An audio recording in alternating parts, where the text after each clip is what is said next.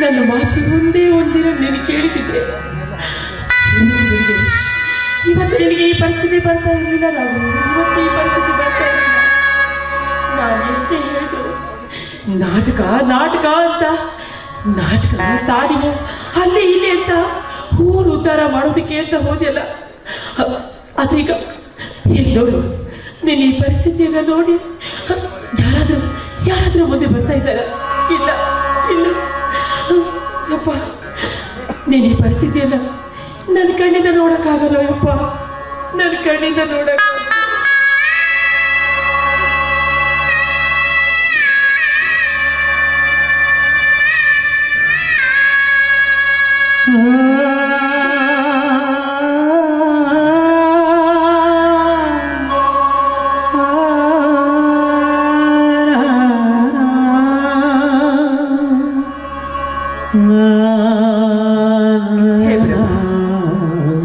ಯಾಕೆ ನನಗಿಂತ ಶಿಕ್ಷೆಯನ್ನು ಕೊಟ್ಬಿಟ್ಟು? ನಾನು ಯಾವ ಜನ್ಮದಲ್ಲಿ ಯಾರಿಗೆ ಯಾವ ಪಾಪ ಮಾಡಿದ್ದೀನಿ ಅಂತ ನನಗಿಂತ ಶಿಕ್ಷೆಯನ್ನು ಕೊಟ್ಬಿಟ್ಟೆ ಅಪ್ಪ, ನನಗಿಂತ ಶಿಕ್ಷೆಯನ್ನು ಕೊಟ್ಬಿಟ್ಟೆ. ನನ್ನ ಮಗ ಇವತ್ತು ಜೀವಂತವಾಗಿ ಇತ್ತು, ಅವನಿಂದು ಸತ್ತಂತೆ.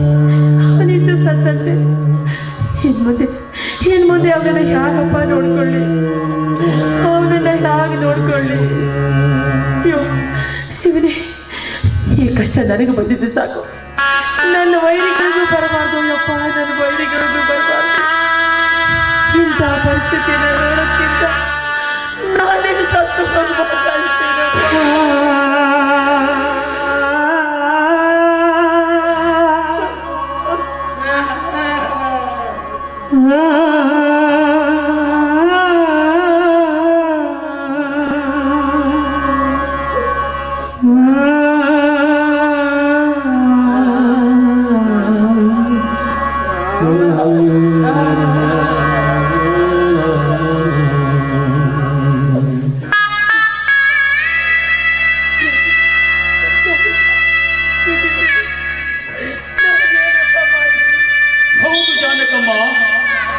ನಿನ್ನ ಮಗ ಹೇಳುವುದು ಸತ್ಯ.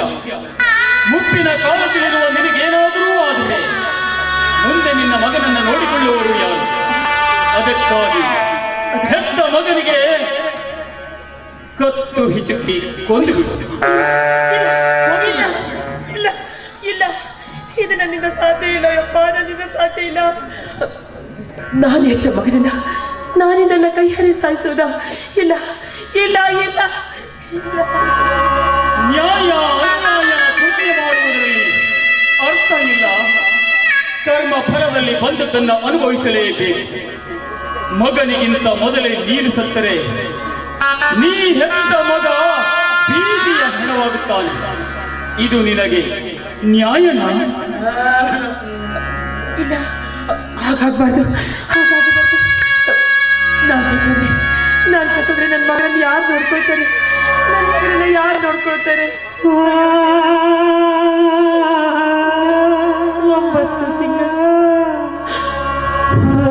ತಿಂಗಳ ಹೊಟ್ಟೆಯಲ್ಲಿ ಸಾಕಿ ಬೆಳೆಸಿ ದೊಡ್ಡವರನ್ನಾಗಿ ಈ ಸಮಾಜಕ್ಕೆ ಒಬ್ಬ ಒಳ್ಳೆಯ ವ್ಯಕ್ತಿಯನ್ನಾಗಿ ಮಾಡಬೇಕು ಅಂತ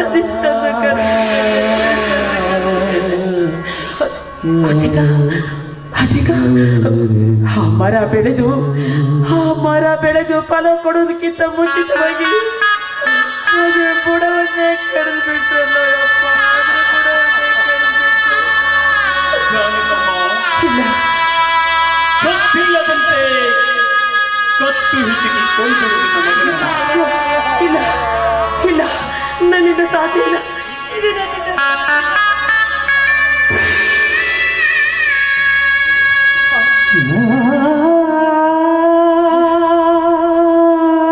ಹೌದು,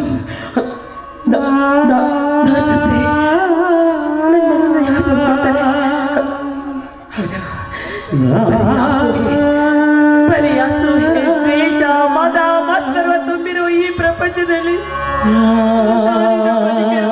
ನಾವೇನು ಬದುಕಿರಬಾರ್ದು. ನಾವು ಸತ್ಮೇಲಾದ್ರು ನಮ್ಮ ನೋಡಿ ಈ ಸಮಾಜ ಪಾಠ ಕಟ್ಕೊಳ್ಳಿ, ಈ ಸಮಾಜ ಪಾಠ ಕಟ್ಕೊಳ್ಳಿ. ನನ್ನ ಪರಿಸ್ಥಿತಿ ಯಾರಿಗೂ ಬರಬಾರ್ದು.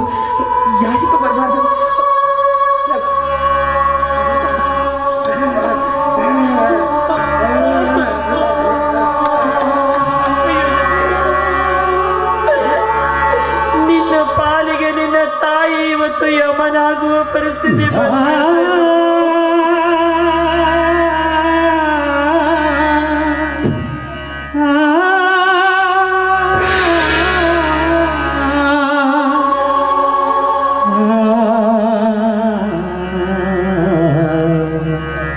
ಜಾನಕಮ್ಮ, ಅತ್ತು ಕರೆದರೆ ಭಗವಂತನ ನ್ಯಾಯಾಲಯದ ತೀರ್ಪು ಬದಲಾಗೋಕೆ ಸಾಧ್ಯನೇ ಇಲ್ಲ. ಮನಸ್ಸನ್ನ ಗಟ್ಟಿ ಮಾಡ್ಕೋ. ಕಲ್ಲಾಗು ಜಾನಕಮ್ಮ, ಕರುಣೆ ಇಲ್ಲದ ಯಮನಾಗು. ಕಲ್ಲಾಗು ಜಾನಕಮ್ಮ, ಕರುಣೆ ಇಲ್ಲದ ಯಮನಾಗು. ಜಾನಕಮ್ಮ, ಇಲ್ಲದ ಯಮನಾಗು.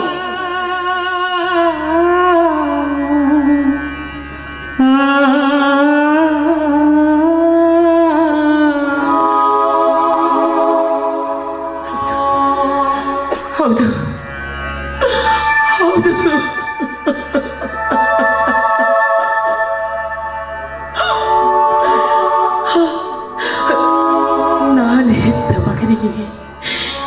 ನಾನು ಹೆತ್ತ ಮಗನಿಗೆ ನಾನೇ ಅವನ ಪಾಲಿನ ಯಮನ.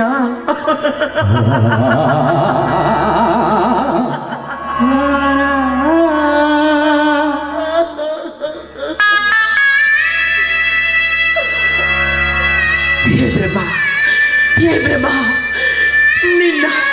ನಿನ್ನ ಹೇಳಿಕೆತಕ್ಕೆ ಧಿಕ್ಕಾರನೇ ಇರಲಿ ಬ್ರಹ್ಮ, ಧಿಕ್ಕಾರನೇ.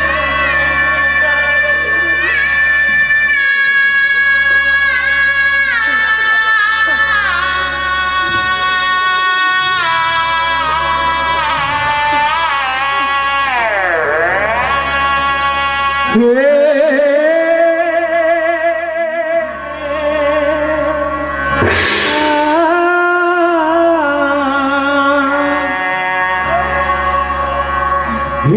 ವಿಧಿಗಾರ,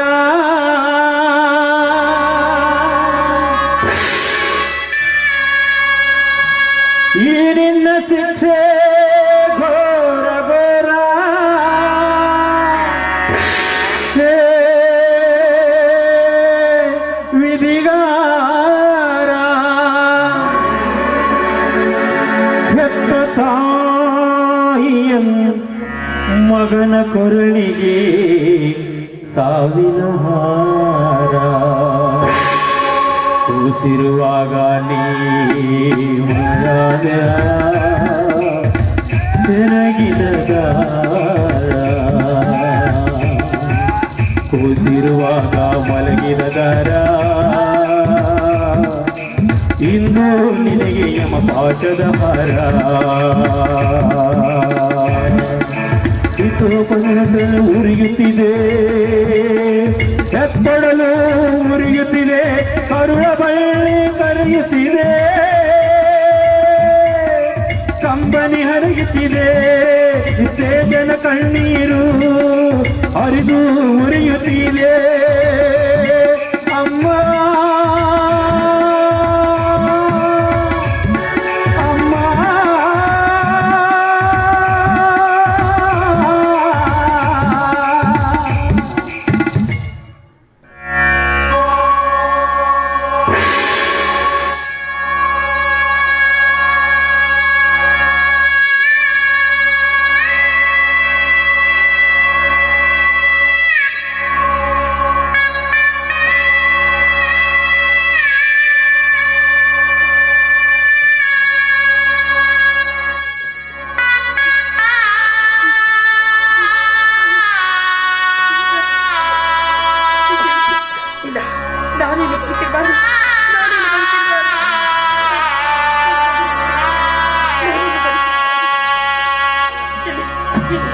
ಇಲ್ಲ ಆ, ಆ.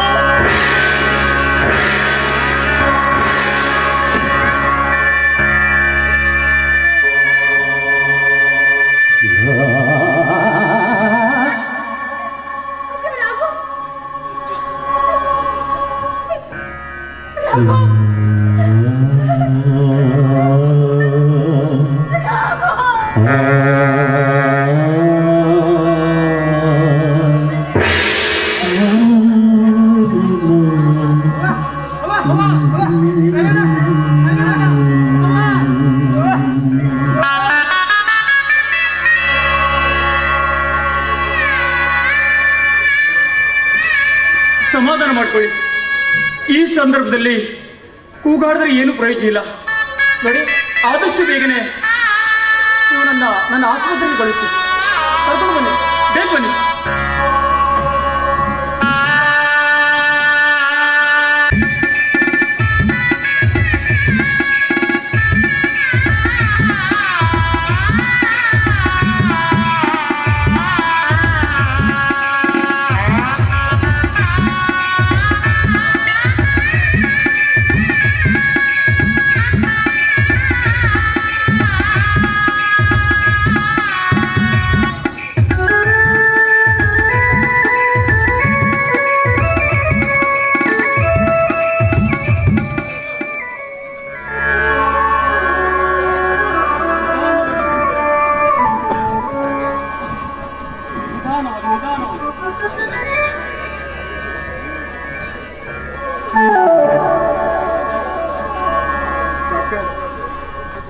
ಡಾಕ್ಟರ್, ನನ್ನ ರಾಘು ಎಲ್ಲಿ? ನನ್ನ ರಾಘು ಎಲ್ಲಿ ಡಾಕ್ಟರ್? ನೋಡಿ, ನಿಮ್ಮ ರಾಘು ತನ್ನ ಪ್ರಾಣವನ್ನ ನಿಮ್ಮಿಂದಾಗಿ ಕಳ್ಕೊಂಡ್ಬಿಟ್ಟ. ಈಗ ನನ್ನದೊಂದು ಮಾತನ್ನ ನೀವು ನಡೆಸ್ಕೊಡ್ತೀರಾ?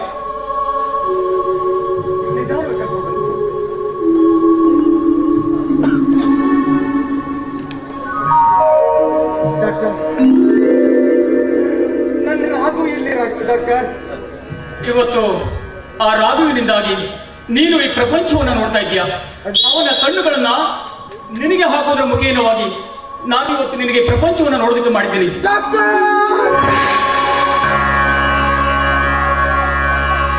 ರಾಘು ಏನಾಯ್ತು ಡಾಕ್ಟರ್? ಹೇಳಿ ಡಾಕ್ಟರ್.